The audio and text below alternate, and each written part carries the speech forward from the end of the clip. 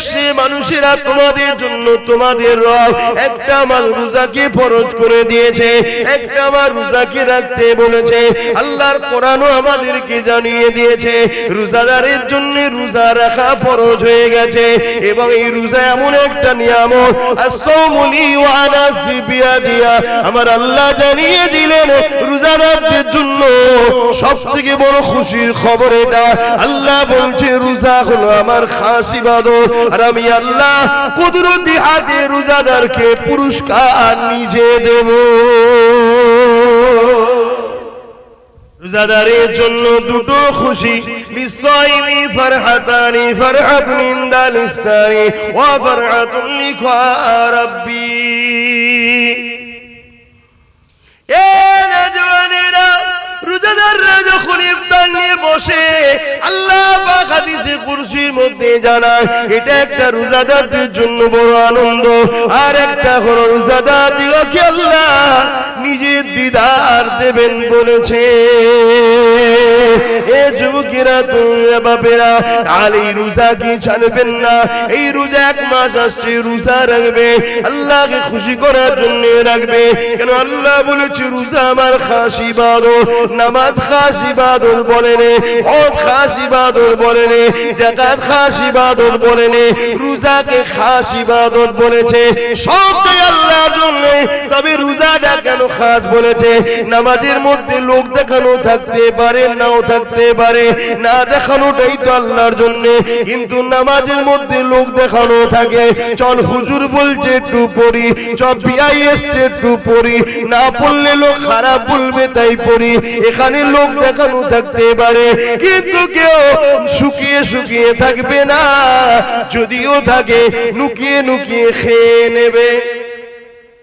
কি আল্লাহ বা বড় দয়ালু, তবে তিনার কাছে নত হতে হবে। তিনি তোমার আমার জন্য অবশ্যই বড় মেহেরবান। এ দুনিয়ার মানুষ শুনে রেখে দাও, দুনিয়ার রাজা প্রজারা তারা আসামি খুঁজে বেড়ায়, তাদেরকে শাস্তি দেবে বলে। আর আমার আল্লাহ আসামিদেরকে ডেকে ডেকে ডেকে ডেকে বলে আমি তোদেরকে মাফ করে দেব। বুঝতে পারছেন মাইকের আওয়াজ? দুনিয়ার রাজা মহারাজারা আসামি খোঁজে শাস্তি দিবার জন্য, আর আমার আল্লাহ আসামি দেখে মাফ করার জন্য। জোরে বলুন সুবহানাল্লাহ।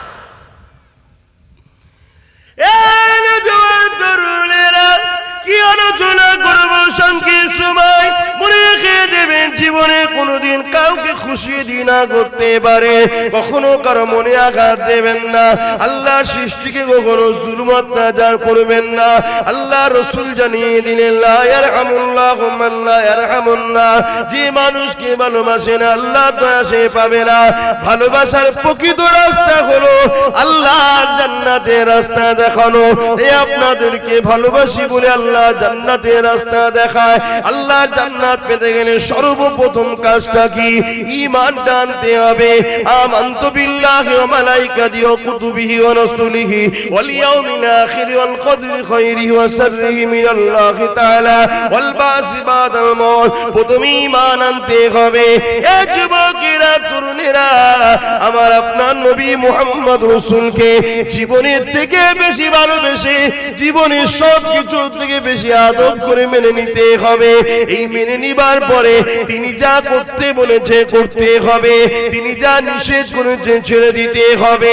এ যুবকেরা, আল্লাহ নবী জানিয়ে দিলে এ বিশ্বে মানুষেরা তোমাদের জন্য তোমাদের রব একটা মাস রোজাকে ফরজ করে দিয়েছে, একটা মাস রোজাকে রাখতে বলেছে। আল্লাহর কোরআনও আমাদেরকে জানিয়ে দিয়েছে রোজাদারের জন্য রোজা রাখা ফরজ হয়ে গেছে। এবং এই রোজা এমন একটা নিয়ামত, as-sawmuli wa ana sibiya, আমার আল্লাহ জানিয়ে দিলেন রোজাদারদের জন্য সবথেকে বড় খুশির খবর এটা। আল্লাহ বলছে রোজা হলো আমার খাস ইবাদত, আর আমি আল্লাহ কুদরতি হাতে রোজাদারকে পুরস্কার নিজে দেব। আর দুদিন পর রোজা, তো তাই তো নাকি? রোজা নিয়ে বলি সংক্ষেপ সময়, আর কি বলবো। রোজা রাখেন আপনাদের ঘরের ছেলেরা সব? হ্যাঁ, যুবকরা রাখে তো, বোনেরা? আর না বাপ মা বলে এই বয়সে রাখিনি রে, রোগা হয়ে যাবি, এটা বলে নাকি?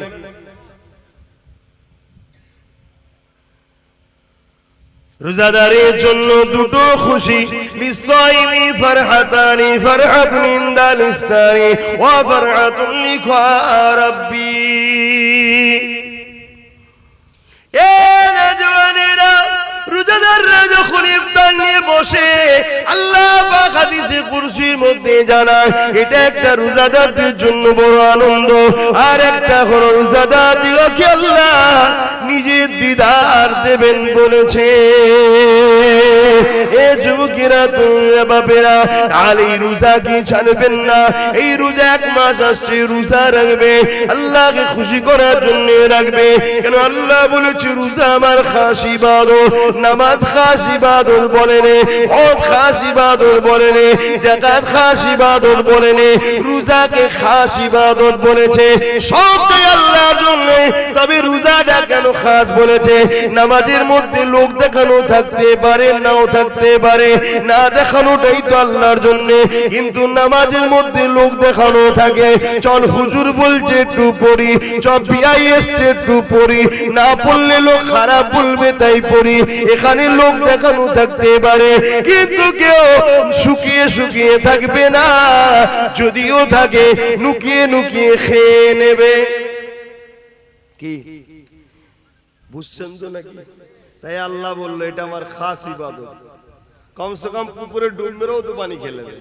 কে কে খেয়েছেন ডুব মেরে পানি? ছোটবেলায় খান না? কিন্তু রোজা ও আল্লাহর খুশির জন্য, তাই চোখের আড়ালে হয়ে গেল, সেই আল্লাহর জন্য সে রোজা রাখে। কিন্তু আজ বেঈমানের দলেরা, ইসলামের দুশ্মনেরা আমাদের ঘরে তো রোজা রাখাবার পরেও বেকার করে ফেলছে রোজাগুলোকে। আপনারা সব এলাকায় রোজার পার্টি হয় নাকি? ইফতার পার্টি পার্টি করেন নাকি? ইফতার পার্টিতে যাওয়া হারাম, চলবে না। ইফতার মাহফিলে যাবেন, সওয়াবের কাজ। ইফতার মাহফিলের নেতৃত্ব দেয় উলামা হযরতরা, আর ইফতার পার্টির নেতৃত্ব দেয় ফাসিক, ফাজিল, হারামখোর, বেরোজাদাররা। কথা বুঝছেন না? বোঝেন না? কত পার্থক্য বুঝলেন? ইফতার মাহফিল হলে যাবেন, ইফতার মাহফিলে আলেমরা থাকে, তারা নেতৃত্ব দেয়। আর আলেমরা হলো রাসূলের ওয়ারিস, তারা নবীর ইলমের ওয়ারিস। নবী চলে গেছেন, যাওয়ার সময় বলে গেছেন যে আমি আলেমে হাক্কানীদের রেখে গেলাম, তোমরা এদের কাতারে থাকবে, এদের পিছনে থাকবে। আর এখন তো আলেমরা বাপ কিছুই বলতে পারে না। এটা আলেমদের দোষ অবশ্য, সবাই নয়, কিছু কিছু আলেম আছে এখনো বলে। কেন? তারা বিক্রি হয়নি, তারা নিজেদের গলায় এখনো মোহাম্মদ রসুলের বেল্ট পরিয়ে রেখেছে, তাই তাদেরকে কেউ টানতে পারে না। কিন্তু বেশিরভাগ উলামারা এখন কথা বলতে পারে না। কথা বুঝে আসছে? এই ইফতার মাহফিল হলে যাবে। তবে আমার যদি মসলা শোনেন বা আমাকে জিজ্ঞেস করেন আপনি কি করেন, সবথেকে উত্তম হলো এটা, সারাদিন রোজা রেখেছি যে আল্লাহর খুশির জন্য, সেই আল্লাহ আমাকে যা খুশি করে রুজি দিয়েছে হালাল, ওই রুজি থেকেই আমি ইফতার করব। আমি অন্য কারো পয়সা করতে রাজি না। অনেক জায়গায় আমাকে জোর করে রোজার মাসে নিয়ে যাবে বলে, আমি কোনো জায়গায় যেতে চাই না। এবার আমি একটা ইউনিট চালাই, একটা দল চালাই, আপনারা জানেন কি জানি না, ফুরফুরা শরীফ আহলে সুন্নাত ওয়াল জামাত বলে একটা অরাজনৈতিক সংগঠন চালায়। ওই সংগঠনের ব্যানারে কিছু ইফতার মাহফিল হয়। এবার আমাকে বলে হুজুর আপনি আসেন, দু কথা বলে দোয়া করেন। এবার সেখানে যদিও যায় আমি ইফতার বেঁধে নিয়ে যাই। তারা বলে কোনো চিন্তা নেই, আমি চিন্তার কোনো কারণে সতর্ক হতে হয়। আমি রোজা রেখেছি, আমি আমার পয়সা দিয়ে বাবা ইফতার করবো, সারাদিন রোজা রেখার পরের পয়সা ইফতার করবো, ঠিক মন খুশি হয় না। আপনারাও করবেন। তাতে যদি আল্লাহ আপনাকে শুধু চিনি দিয়া শরবত খাওয়ায়, অতি খুশি আলহামদুলিল্লাহ বলেন যে আমার আল্লাহ আমার জন্য যেটা ভালো সেটা করেছে। তুমি তোমার নয়, তুমিও তোমার আল্লাহ। কোনটা তোমার বলো তো? এই কোনটা তোমার আছে নাকি? তোমার আল্লাহ, আমার আল্লাহ যদি আমাকে দুদিন শুকিয়ে রাখে, তাহলে আমি আমাকে শুকিয়ে রাখছি না, আল্লাহ তার সৃষ্টিকে শুকিয়ে রেখেছে। তা আল্লাহ যদি তার সৃষ্টিকে শুকিয়ে রেখে খুশি হয়, তা আমার মতে এত ব্যস্ত হয় কেন, এত বিপদ চেপে হয় কেন, এত টেনশন আমরা হই কেন? নিজেকে কুরবান করে দাও আল্লাহর কাছে। আমি আবার কি, আমি বলে কিছু নেই, সবই আল্লাহ। এ চোখ আমার নয়, আল্লাহর সৃষ্টি। এ কান আমার নয়, আল্লাহর সৃষ্টি। এ হাত আমার নয়, আল্লাহর সৃষ্টি। এ পা আমার নয়, আল্লাহর সৃষ্টি। এ জবানের কথা আমার নয়, আল্লাহ দিয়েছেন, ব্যবহার করতে তাই করতে পাচ্ছি। কোনটা আমি তৈরি করিনি বাপ। তাহলে আমার খিদে লাগলে আমার আত্মা যে রূহ জান কষ্ট পায়, ওই জানটাকেও সৃষ্টি আল্লাহ করেছে। তাহলে ওই জানটা আমার যতটা আমি না ভালোবাসি, তার থেকে বেশি আল্লাহ তার সৃষ্টিকে ভালোবাসে। জোরে বলুন সুবহানাল্লাহ। বা ওয়াজ করতে গেলে সময় লাগে, আমি কিভাবে ওয়াজ করবো? এইভাবে হবে? কোন দিকে যাবো দিশে খুঁজে পাইনি, কখন এখানে একটু কখন ওখানে একটু বলে ফেলছি। তাই দরুদ শরীফ ওই দিকেও কম পড়ানো হলে একটু পড়ানো দরকার, সব হয়। কেন আমি জানছি দু কথা বলতেই পারবো না। যা তারপর এর মধ্যে থেকে একটাই কথা বলবো, জীবনের প্রতিটা মাকসাদ হবে আমার স্রষ্টাকে খুশি করা।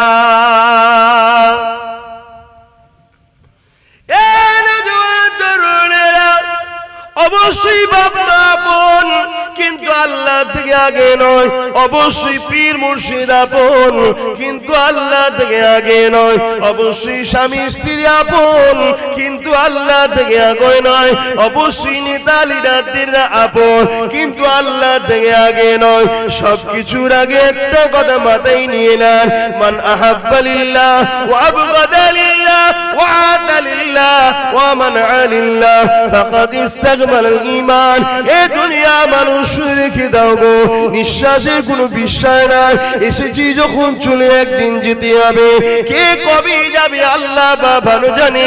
পৃথিবীর সবাই চেষ্টা করো, তোমায় নিতে পারবে না। যেদিন আমার আল্লাহ ডাকবে, ওই দিন পৃথিবীর সবাই চেষ্টা করো, বাঁচাতে পারবে না। আল্লাহর উপরে ভরসা রেখে কোন কাজটা করলে আল্লাহ খুশি হবে, সেই কাজটা করো। যেটা করলে আল্লাহ বেজার হবে, সেটা ছেড়ে দাও। মা বাপকে ভালোবাসতে হবে, কিন্তু আল্লাহর জন্য। স্বামীকে ভালোবাসতে হবে, কিন্তু আল্লাহর জন্য। স্ত্রীকে ভালোবাসতে হবে, কিন্তু আল্লাহর জন্য। দুনিয়ার লিডারকেও ভালোবাসতে হবে, কিন্তু আল্লাহর জন্য। যদি তোমার মা বাপ তোমাকে ইসলাম বিরোধী কথা বলে, ওই কথা তোমাকে মানা যাবে না, কেননা মা বাপ আগে নয়, আল্লাহ আগে। তোমার স্ত্রী যদি তোমাকে ইসলাম বিরোধী কথা বলে, ওই কথা মানা যাবে না, কেন স্ত্রী আগে নয়, তোমার স্রষ্টা আগে। তোমার স্বামী যদি তোমাকে ইসলাম বিরোধী কথা বলে, এ নারীরা স্বামীর কথা মানা যাবে না, কেননা স্বামীর আগে তোমার স্রষ্টা। ঠিক তেমনই তোমার দুনিয়ার লিডার যদি তোমাকে ইসলাম বিরোধী কোনো কথা বলে, ওই কথা মানা যাবে না, কেননা দুনিয়ার লিডার আগে নয়, তার আগে হলো তোমার আল্লাহ। দুনিয়ার লিডার যদি তোমাকে আল্লাহর পক্ষে কথা বলে, তবেই মানা যাবে। তোমার ইমাম যদি তোমাকে আল্লাহর বিরুদ্ধে কথা বলে, ওই ইমামের কথা মানা যাবে না। তোমার পীর যদি আল্লাহর বিরোধী কথা বলে, ওই পীরের কথা মানা যাবে না, কারণ আমরা মুর্শিদকে মানবো আল্লাহকে পাওয়ার জন্য। আল্লাহকে মানবো মুর্শিদ পাওয়ার জন্য নয়। মুর্শিদকে ধরবো আল্লাহকে পাওয়ার জন্য। মুর্শিদকে ভালোবাসবো আল্লাহর জন্য, আল্লাহকে ভালোবাসবো মুর্শিদের জন্য নয়। এই যুবকেরা তাই বলে দিয়ে যায়, ইমানটা ঠিক করে না। যদিও চলতে গিয়ে গুনাহ হয়ে যায়, ইমান যদি থাকে, আযাব খেটে খেটে খেটে খেটে একদিন না একদিন ইমানের জন্য আল্লাহ পাকে জান্নাতটা পেয়ে যাবে। আর ইমান যদি না থাকে, সব বরবাদ। দাড়ি তোমায় নাজাত দেবে না, টুপি তোমায় নাজাত দেবে না, হজ তোমায় নাজাত দেবে না। এগুলো তোমার মাকামকে বাড়ায় যদি ইমানদার হও। ইমানদারের মুখের দাড়ি থাকলে মাকাম বাড়লো, ইমানদারের মুখের মাথায় টুপি আছে, মাকাম বাড়লো। ইমানদার ন্যায় পরায়ণ, মাকাম বাড়লো। ইমান নেই তো কিচ্ছু নেই। আর ইমান কি? রাসূলকে বলুন, আমার সাথে বলুন, রাসূলকে জানের থেকেও বেশি ভালোবেসে আদবের সাথে মেনে নিবার নাম হলো ঈমান। আমার কথায় মানতে পারছেন তো নাকি? হ্যাঁ, আল্লাহ পাক বলে দিয়েছে আমার হাবিবকে ধর। তোরা আমার সম্বন্ধে বেশি চিন্তা করলে মাথার ফিউজ আউট হয়ে যাবে। কথা বুঝাস? তোরা আমার হাবিবকে ধর, ওইটাকে আমি পাঠিয়েছি, উনি যা বলবে মেনে নে। কোরআন বলছে, আগেই বললাম না, হাফেজ সাহেব, মা আতাকুমুর রাসূল ফাখুযুহু ওয়া মা নাহাকুম আনহু ফান্তাহু। রাসূল যা আদেশ করেছে মেনে নাও, আছে তো কোরআনে? নবী যা নিষেধ করেছে ছেড়ে দাও। আল্লাহর নবী মদ খেতে বলেছে, মাতালকে সাপোর্ট করতে বলেছে। আল্লাহর নবী সুদ খেতে বলেছে, সুদকে সাপোর্ট করতে বলেছে। আল্লাহর নবী চুরি করতে বলেছে, চোরকে সাপোর্ট করতে বলেছে। আল্লাহর নবী মানুষের উপর জুলুম করতে বলেছে, জুলুমকে সাপোর্ট করতে বলেছে। কিন্তু আমরা তো সব করে বসে আছি বাবা। অন্যায় করার অন্যায়কারীকে সাপোর্ট করা এক না আলাদা? জোরে বলো। সময় এখনো আছে, তওবা করুন, আল্লাহর কাছে কাঁদুন যে আল্লাহ জীবনে যা করেছি জানতাম না, করে ফেলেছি, আজ জেনে গেছি আর নয়। মনে রেখে দেবেন এই কবরের জমিনে যখন তোমাকে আমাকে রাখা হবে, কেউ যাবে না এই কবরের জমিনে, কিন্তু এই কবরের জমিনে একজন আসবে। বুখারী মুসলিমের হাদিস, আল্লাহ বাতিনাকে নিয়ে আসবে, তিনি তাশরীফ আনবে, তিনি অন্য কেউ নয়, দুনু জাহানের সুলতান নবী দু আলাম নবী মুহাম্মদ রাসূল তাশরীফ আনবে। দুনিয়ায় যদি তিনার নেতৃত্ব মেনে নাও, তিনাকে যদি লিডার বলে মানো, আর তিনার পক্ষ থেকে আমরা নেতৃত্ব দিচ্ছি, অর্থাৎ তিনার কথাকে আপনাদের কাছে পৌঁছে দিচ্ছি, আমাদের কথা নয়। কথা বুঝছেন? সেই রাসূলের আদর্শকে যদি মেনে নাও নিজের জীবনে, তাহলে নবী আমার তখন কিয়ামত কবরে বলবে, ফেরেশতা ও আমার গোলাম ছিল, কে নাজাত দিয়া দেয়া হোক। জোরে বলুন সুবহানাল্লাহ। আর দুনিয়ায় রাসূল ছেড়ে দিয়ে নবীর দ্বীনকে যারা মিটাচ্ছে, তাদেরই পিছনে হই হই করে ঘুরে বেড়াও। মনে রেখে দিও, কবর তোমার ডাকছে, তোমার জবাব দিতে হবে। আজ আমাদের ঘরের ছেলেদের ইসলামিক কোন ইউনিফর্মের উপর, ইসলামিক কোন কালচারের উপরে আঘাত দিলে আমাদের ছেলেদের ব্যথা লাগে না, কিন্তু যারা ইসলামের বিরুদ্ধে, তাদের কিছু হলে আমাদের ছেলেদের বুকে ব্যথা ওঠে। হয় না? হয় না? কি কোথায় চলে গেল? আবার এগুলো যদি আমি বলি, আবার কিছু মুসলমান আছে শুকনো মুসলমান, মুনাফিক, তাদের আবার কষ্ট হয়, এসব কথা কেন বলবে? উনি আসবে, পেলেন ঘটনা বলে চলে যাবে। তাহলে ঘটনা শুনে নাও। আল্লাহ বললেন, বান্দা ঈমান নিয়ে আসো। কার মতো ঈমান আনবো? এই আয়াতের ব্যাখ্যায় বলছেন, সাহাবাদের মতো ঈমান আনো। সাহাবারা কেমন ঈমান এনেছে শুনে রেখে দেন। এই যুবকেরা, তরুণীরা, বাপেরা, আল্লাহ নবী সাহাবারা কেমন ঈমান এনেছিলেন, এক সাহাবীর নাম বলে দেয় হযরতে খুবাইব রাদিয়াল্লাহু তাআলা। হযরতে খুবাইব রাদিয়াল্লাহু তাআলা আর একজন সাহাবী ছিলেন হযরতে খাব্বাব রাদিয়াল্লাহু তাআলা। আল্লাহ নবী সাহাবী ছিলেন হযরত ওমর ফারুক যখন সিংহাসনে বসলেন, অর্ধ পৃথিবীর রাজত্ব যখন চালাতে লাগলেন, আমিরুল মুমিনিন খলিফাতুল মুসলিমিন যখন হলে, এই যুবকেরা, তরুণীরা, বাবেরা, ওই হযরত খাব্বাব রাদিয়াল্লাহু তাআলা আনকে আল্লাহ নবী সাহাবী হযরত ওমর বলেছিলেন, এ নবী সাহাবী, শুনেছিলাম তোমার উপরে অনেক জুলুম অত্যাচার হয়েছিল, একটু খানিক আমাকে বলো কি জুলুম অত্যাচার হয়েছিল?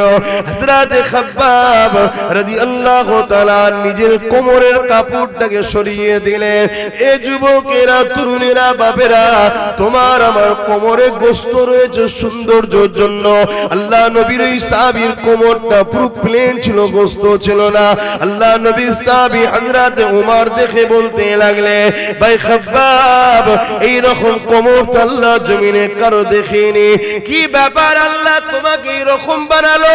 হযরত খাব্বাব বলতে লেগেছে, ও ভাই হযরত ওমর, আল্লাহ আমাকেও সুন্দর কোমর দিয়েছিল, কিন্তু আমি নবীর পক্ষে যাওয়ার জন্য, নবীর দল করার জন্য, ন্যায়ের পক্ষে, সত্যের পক্ষে, মানবতার পক্ষে, ইনসাফের পক্ষে, মানব বন্ধনের পক্ষে, ভ্রাতৃত্বের পক্ষে, সত্যের পক্ষে থাকার জন্য তৎকালীন লিডার আবু জেহেল উতবা সাইবাইরা আমাকে জুলুম করেছিল।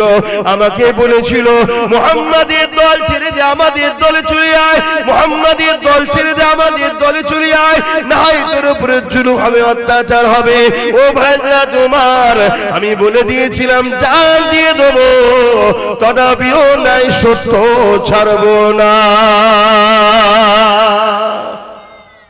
আজও তোমাদেরকে বলা হয়, কি বলা হয় না, হয় না, জুলুমের দিকে আসো, মিথ্যার দিকে আসো, অন্যায়ের দিকে আসো, সন্ত্রাসীর দিকে আসো, ফিতনার দিকে আসো, খুনের দিকে আসো, মার্ডারের দিকে আসো, চিটিংবাজির দিকে আসো, তুলাবাজির দিকে আসো, বলা হয় না, হয় না। আর বলতে লাগে না, আপনাদের ঘরে এখন এক মুঠো বিরিয়ানি দিলেই চলে যাবে, বেশি খরচ করতে লাগে।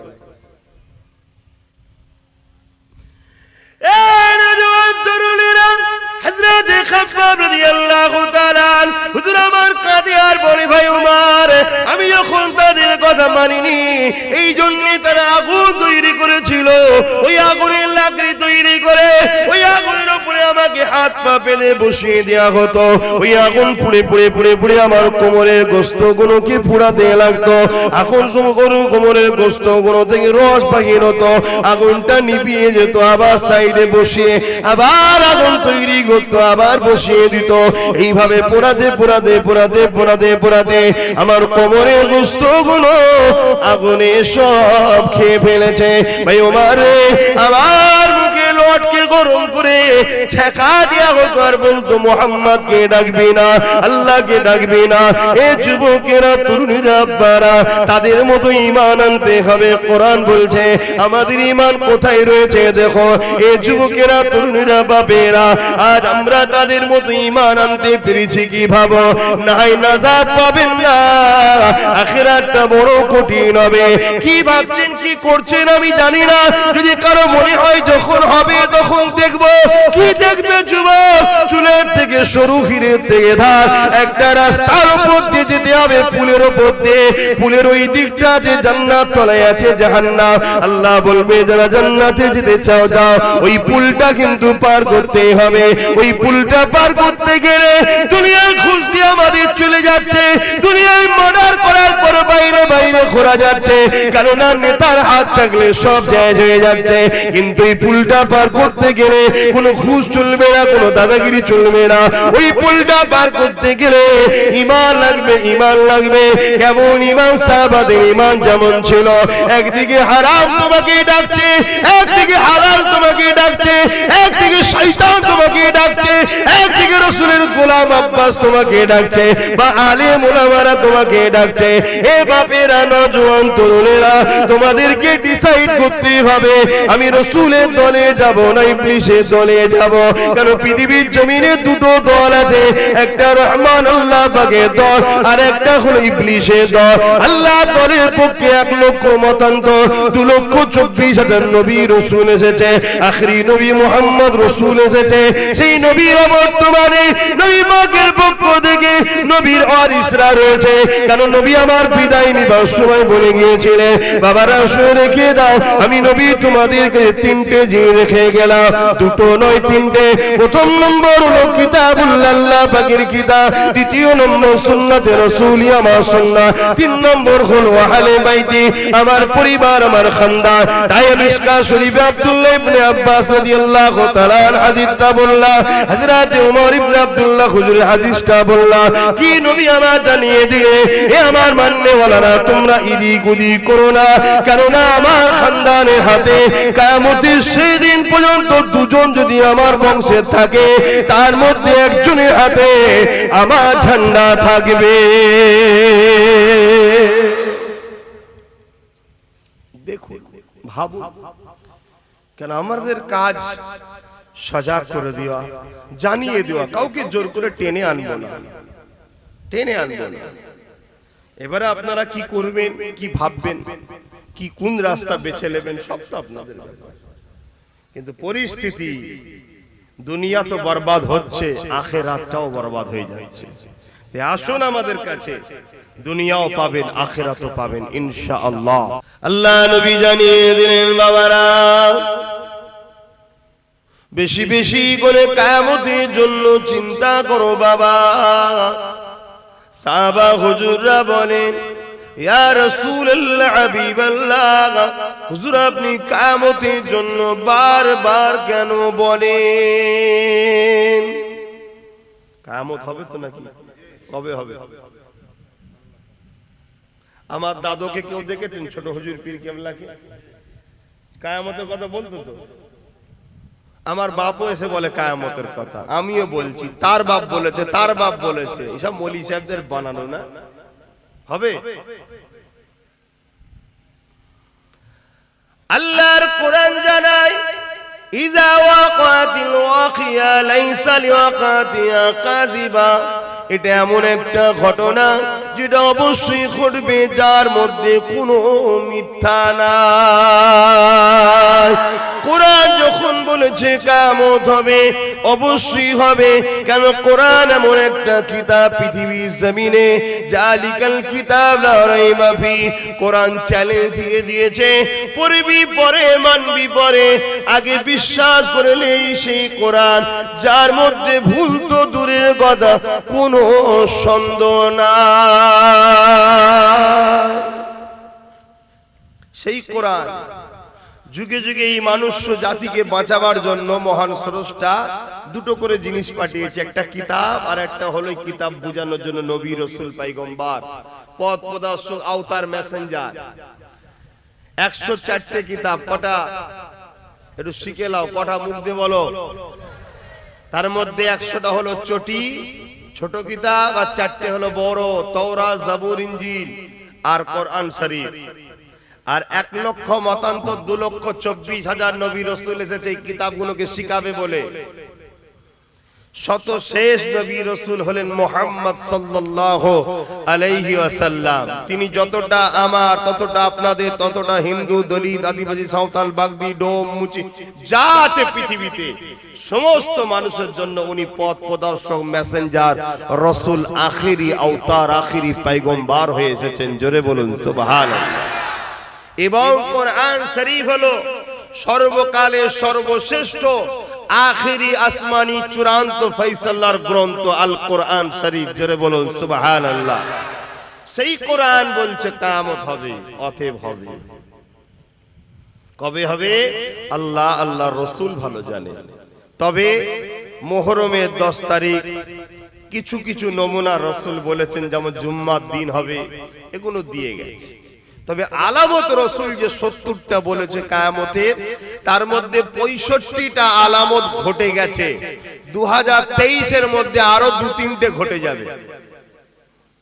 কথা বুঝে আসে ইনশাআল্লাহ। 2023টা পৃথিবীর মানুষের কাছে বড় একটা বিপদের বছর হবে। অনেক কিছু ঘটবে 2023-এ। বেশিরভাগ কিতাব এবং যা ভবিষ্যৎবাণী আমার দয়ার নবী করে গেছেন, তা থেকে যতটা আমাদেরকে আল্লাহ শিখিয়েছে সেই অনুযায়ী। আর মুহাম্মদ রাসূল যা বলেছে, একটা কথা চুল পরিমাণ লড়ে না, হুবহু হয়। জোরে বলুন সুবহানাল্লাহ। কেন হয়? মুহাম্মদ রাসূলকে তিনি বলতে বলেছেন যিনি করেন, অর্থাৎ মহান স্রষ্টা আল্লাহ শিখিয়েছেন। জোরে বলুন সুবহানাল্লাহ। সেই নবী আবার জানিয়েছেন কিয়ামত অবশ্যই হবে। কিয়ামতের দিনটা কত কঠিন দিন হবে।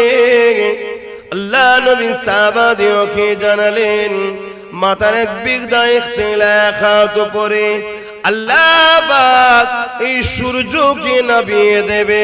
এই সূর্যের বর্তমান 1 গুণ তাপ রয়েছে, সেদিন 12 গুণ তাপ বেড়ে যাবে। এখন লক্ষ কোটি মাইল দূরে সূর্য রয়েছে, সেদিন মাথার এক বিগদা ইখতিলাফ, এক হাত উপরে সূর্যকে নামিয়ে দেবে। মাথার খিনগুলো নাক দিয়ে গুনে গুনে ঝুরে ঝুরে পড়তে লাগবে। ওই কিয়ামতের দিনটা তো কঠিন দিন হবে। এ যুবকেরা, বোনেরা, শুনে খেয়ে দাও। ওই দিন দেখা যাবে, নবী আমার জানান, এমন বাপ পাওয়া যাবে নিজের ছেলেকে জমিনে শুইয়ে দিয়ে তার বুকের উপরে পা দিয়ে দাঁড়িয়ে যাবে। এমনও ছেলে পাওয়া যাবে নিজের বাপকে জমিনের উপর শুইয়ে দে তার বুকের উপরে পা দিয়ে দাঁড়িয়ে যাবে। এমনও মেয়ে পাওয়া যাবে নিজের মাকে জমিনে শুইয়ে দে তার বুকের উপরে পা দিয়ে দাঁড়িয়ে যাবে। এমনও মা পাওয়া যাবে, এমনও মেয়ে পাওয়া যাবে নিজের মাকে জমিনে শুইয়ে দে তার বুকের উপরে পা দিয়ে দাঁড়িয়ে যাবে। সাহাবা হুজুররা বলেছিলেন, ইয়া রাসূলুল্লাহ হাবিবাল্লাহ, এই রকমটা কেন হবে? নবী আমার বলেছিলেন, লোহাকে আগুনে দিলে পুরে যেমন লাল হয়ে যায়, ওই সূর্যের তাপে জমিনটা লাল হয়ে যাবে। জমিনের উপরে মানুষ দাঁড়াতে পারবে না, যার উপরে যার জোর চলবে জোর করে জমিনে শুয়ে তার বুকের উপরে পা দিয়ে দাঁড়িয়ে যাবে। এ যুবকেরা, নামাজ কাজা করে দিলে ইচ্ছা করে ওই দিনে তোমার আমার কি দশা হবে? ভয় লাগে না সে আল্লাহকে? দেখো আমারও যুবক বয়স, জানি ভুল হয়, এই বয়সে একটু ভুল হয়, কিন্তু এত গাফলতি তো ভালো নয়। আমার খুব খারাপ লাগলো দেখে। একটা লোক কাজে আছে, নাচারে কাজা হয়েছে, ঘুমিয়ে পড়েছে, ঘুম ভাঙে না, কাজা হয়ে গেছে। গাড়িতে সফরে ছিল, পরিস্থিতি নাই পড়ার, কাজা হয়ে গেছে। পরে কাজা পড়ে নেওয়া উচিত, কিন্তু ইচ্ছা করে করে আমরা ভুল করছি। পরিবর্তন হয়ে যাও আল্লাহর রাস্তে, কেননা দুনিয়ার সমস্ত বাচ্চাদের নিয়ম কানুন চেঞ্জ করা যায়। আন্দোলনের চোটে, লড়াইয়ের চোটে, মারপিট করে সব কিছুকে প্রতিরোধ করা যায়, কিন্তু মহান স্রষ্টা রব্বুল আলামিনের নিজামকে, কানুনকে কখনো পাল্টানো যাবে না। তিনি জানিয়ে দিয়েছে, এ দুনিয়া মানুষ, আমি তোদেরকে বানিয়েছি, সুন্দর দুটো চোখ দিয়েছি, এই চোখের ঋণ তোরা শোধ করতে পারবি না, এর বিনিময়ে আমি তোদের কাছে কিছু নিই না। দুটো কান দিয়েছি, কানের কথা শুনবি, এই কানের ঋণ তোরা শোধ করতে পারবি না, এর বিনিময়েও আমি কিছু নিই না। দুটো হাত দিয়েছি, হাত দিয়ে হালাল ইনকাম করবি, নিজের প্রয়োজনের কাজ করবি, গরিবদেরকে দান করবি, অসহায়ের সেবা করবি, মা বাবার খেদমত করবি, নিজের রাষ্ট্রের জন্য কাজ করবি, নিজের রাষ্ট্র সেবা করবি, নিজের রাষ্ট্রের খেদমত করবি। এ আমার বান্দা বান্দিরে, তোদের নিত্য প্রয়োজনীয় কাজ হাত দিয়ে করবি, এর ঋণ তোরা শোধ করতে পারবি না, তথাপি আমি আল্লাহ এর বিনিময়ে তোদের কাছে কিছু নিই না। আল্লাহ কিছু নিয়েছে কি গো? অসুবিধা হচ্ছে? জিজ্ঞেস করলে সারা দেবে, বেজার হচ্ছে, বকছি বলে মনে কষ্ট হচ্ছে। আমরা বকবো না তো বকবে কারা? বকার ক্ষমতা তো আমরাই রাখি, কেন আমরা তোমার নবীর খানদানের ছেলে, আমরাই বকতে পারি তোমাদের ঘরে, অন্য কারো অধিকার নেই তোমাদের দিকে চোখ তুলে তাকাবে, ঠিক না বেটি? কিন্তু দুঃখের বিষয়, তোমরা আমাদের ঘরে ধরা দিও না বলে যারা তোমাদের জুতো বওয়ার উপযুক্ত নয়, তারা তোমাদের ঘরে এখন গলায় বেল দিয়ে ঘোরাচ্ছে। কথা বুঝে আসছে? হ্যাঁ, পৃথিবী বিখ্যাত ধনী কিন্তু কাফের, ঈমান নাই। আর সব থেকে গরিব পৃথিবীর রাস্তায় পড়ে থাকে, কিন্তু ঈমান আছে। ওই পৃথিবী বিখ্যাত ধনী ওই জুতো বড় উপযুক্ত নয়, কারণ ওর ঈমান আছে। জোরে বলুন সুবহানাল্লাহ। ঈমান এমন একটা সম্পদ, কিন্তু বাপ তোমরা তো গুরুত্ব বোঝো না। তোমরা বোঝো ঝালমুড়ি, 2000-এর নোট, এইটাই সবকিছু, এটাই বোঝো তোমরা, তাই তো নাকি? এই চোখের মূল্য কত হবে? হ্যাঁ, দুটো চোখের মূল্য কত হবে দিতে পারবেন? এই যে কানে কথা শুনতে পাচ্ছেন, এর মূল্য দিতে পারবেন? দুটো হাত, দুটো পা, কিডনি, হার্ট, নিঃশ্বাস, এই করোনা কিছু কয়েক মাস আগে গেল, সব নাকি জান ধরপড় করছে, বলছে নিঃশ্বাস নিতে পারেনি, খেচে খেচে উঠে পড়ছে ধরপড় করে। কি হলো রে বাবা? ও যে দম নিতে পারেন, তাও মনে পড়ে না আল্লাহর কথা যে হারে তিনি কত দয়ালু, কত সুন্দর আমায় নিঃশ্বাস টানাচ্ছে, নিঃশ্বাস বার করাচ্ছে। এ তো আল্লাহ পরীক্ষা করার জন্য দেয়। যে তকদিরওয়ালা হবে ওই ঝটকা খেয়েই পরিবর্তন হয়ে যায়, আর যে কপাল ফাটা ঝটকা খেয়েও বিহায়া হয়ে থাকে তাকে আল্লাহ একেবারেই সাইজ করবে কবরে নিয়ে যায়। আর যাকে দুনিয়ার বুকে হয়তো গাফিল হয়ে গেছে, ভুল করে আছে, আল্লাহ একটু ঝটকা দেয়, ওর ঘটতে এসে এই সত্যি তো ভুল করছিলাম, ও ফিরে চলে আসে। এই জন্য আল্লাহ মাঝে মাঝে ঝটকা দেয়। কথা বুঝে আসছে? বিমার হলে যদি আপনি আল্লাহকে বেশি ডাকেন, জানবেন ওই বিমারটা আপনার জন্য আল্লাহর পক্ষ থেকে রহমত। জোরে বলুন সুবহানাল্লাহ। আর বিমার হওয়ার পর দেখছেন পাগলামি বেড়েছে, জানবেন গজব হচ্ছে, শাস্তি হচ্ছে। ধন দৌলত টাকা পয়সা পাওয়ার পর আপনি দান খায়রাত করছেন, মসজিদ বানাচ্ছেন, মাদ্রাসা করছেন, গরিব ছেলে মেয়েদের বিবাহ দিচ্ছেন, আল্লাহর সৃষ্টির সেবা করছেন। অন্য ধর্মের অমুসলিম হলো যদি কেউ গরিব আপনার কাছে আসে তাকে সাহায্য করছেন, আর করছেন, হেল্প করছেন, ভালো কাজ করছেন। গান বাজনা যাত্রায় উড়ান নে ওটা করেন নে, ভালো রাস্তায় খরচ করছেন, জানবেন এই ধন দৌলত আপনার জন্য ভালো রহমত। আর টাকা পাওয়ার পর আপনি ফাংশনে দিচ্ছেন, যাত্রায় দিচ্ছেন, ভুল রাস্তায় দিচ্ছেন, জানবেন এই টাকা আপনার জন্য গজব, জাহান্নামে নিয়ে যাচ্ছে। ফেরাউনের মতো বাদশা কেউ হতে চান? আরে পৃথিবীর বাদশা হবেন, হবেন না? কেন শখ নেই? পৃথিবীর বাদশা। একটা প্রধান হওয়ার জন্য এত মারপিট করছেন, এমএলএ হওয়ার জন্য এত মারপিট করছেন, পৃথিবীর রাজা হবেন না আপনারা? শখ নেই? না, ফেরাউনের মতো হব না। কেন? ও জাহান্নামী কাফের। ঠিক না বেটি? আমাদের ঘরে আল্লাহ যদি বাদশা করে, ফারুকে আজমের সুন্নাত অনুযায়ী করুক। বলুন আমিন। আর যদি গরিব করে, আল্লাহ হযরতে আলীর মতো যেন গরিব করে। জোরে বলুন সুবহানাল্লাহ। তাহলে আমাদের উদ্দেশ্যটা কি? দুনিয়া না আখিরাত? জোরে বলুন। তাহলে দুনিয়া ছাড়া কি আখিরাত পাওয়া যাবে? দুনিয়ার মধ্যে দিয়েই তো আপনাকে আখিরাত খুঁজতে হবে। দুনিয়ায় আপনাকে কাজ করতে হবে আখিরাতের কাজগুলো। আপনি একটা অফিসে চাকরি করেন, অফিসের চাকরি করছেন, আপনাকে 8 ঘন্টা সময় দেওয়া হয় যে এই কাজগুলো করে দিলে তারপর আপনাকে মাইনেটা দেওয়া হবে। আপনি যদি 8 ঘন্টা কাজ কাম না করে বেকার কাটিয়ে দেন, মাইনে পাবেন? তা আপনাকেও দুনিয়া একটা অফিস মনে করুন। পুরো পৃথিবীটা, এই পৃথিবীতে আপনাকে আপনার মালিক আল্লাহ। এই পৃথিবীর অফিসের মালিক কে? আল্লাহ। তিনি কিছু কাজ দিয়েছে, নামাজ, রোজা, হজ, যাকাত, দান খায়রাত, বড়দের সম্মান করা, ছোটদেরকে স্নেহ করা, মা বাপকে ভালোবাসা, হারাম না খাওয়া, সুদ না খাওয়া, মদ না খাওয়া, জেনা না করা, ব্যভিচারী না করা, অন্যায়কে সাপোর্ট না করা, অন্যায়ের বিরোধী করা, ন্যায়ের পক্ষে থাকা। আল্লাহর কোরআন বলছে কুনতুম খায়রা উম্মাতিন উখরিজাত লিন-নাসি তা'মুরুনা বিল মারুফ ওয়া তানহাউনা আনিল মুনকার। তোমরা শ্রেষ্ঠ উম্মত, তোমরা মানুষকে ভালো কাজের আদেশ দেবে, খারাপ কাজের বিরোধী করবে।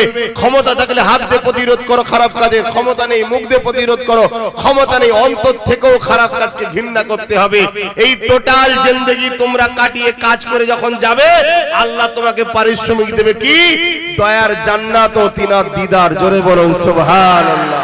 আর যদি এটা করে না যাও, যেমন 8 ঘন্টা বেকার কাটিয়ে ফেলেছো, মাইনার পাবে না, ওখানেও কিছু পাবে না, কিন্তু তোমাকে নিয়ে রাখবে কোথায়? বেকার তো রাখার জায়গা নেই, নিজের জাহান্নামে নিজে পিছাই হবে। আর জাহান্নামীদের যখন পিপাসা লাগবে কি খাওয়াবে? জাহান্নামীর পাত্রেতে রক্ত আর পুঁজ টকবক করে ফুটানো। বলুন নাউজুবিল্লাহ। তো এইগুলো কি মনে হয় না যে আমাদের কি হবে? আমি তো বিরাট টেনশন করি, আল্লাহ আমার কি হবে, আল্লাহ আমার কি হবে।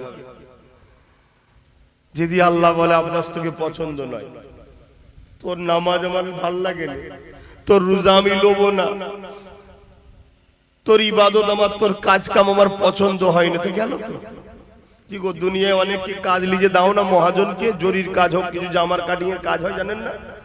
মহাজন যদি বলে এ কাজটা পছন্দ হয় না, জালি যা, আমার আল্লাহর কাজ করে যদি যায়, আর আল্লাহ যদি বলে তোর নামাজে মজা ছিল না, তুই অনেকক্ষণ ধরে সেজদা দিসনি, দীর্ঘদিন তাসবিহ পড়নি, নামাজের সময় সারা দুনিয়া ঘুরে বেড়াতিস, কি নামাজে মনে পড়ে না? পড়ে না?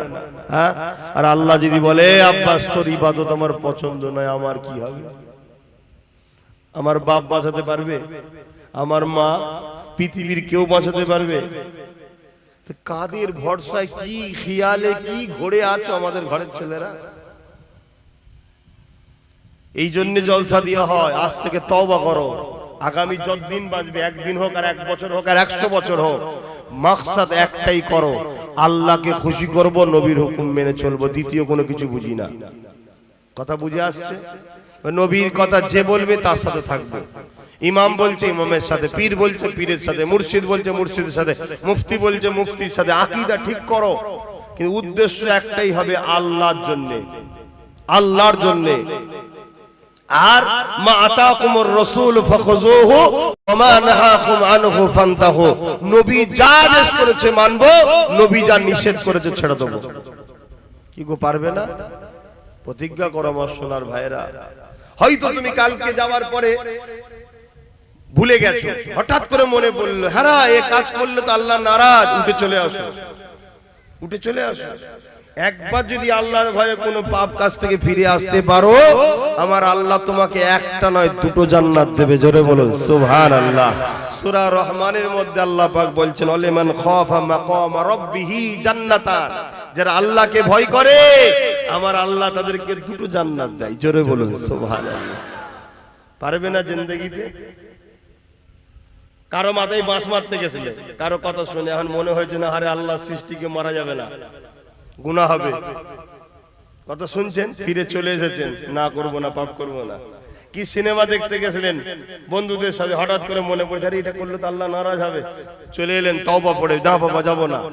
কি আরো কোনো পাপের কাজ করতে মন গেছে, তওবা করে ফিরে এসেছ আল্লাহর ভয়ে, তোমাকে আল্লাহ 2টো জান্নাত দেবে। জোরে বলুন সুবহানাল্লাহ। বন্ধু বলছিল চলা ঘুরে এসি, তোমার মন বলল না নামাজ কাজা হয়ে গেলে আল্লাহ অখুশি হবে, না আমি পড়ে যাবো, আগে নামাজটা পড়ি। এই যদি ফিরে এসে নামাজটা পড়তে পারো, তাহলে জানবে আল্লাহ তোমায় 2টো জান্নাত দেবে। জোরে বলুন সুবহানাল্লাহ।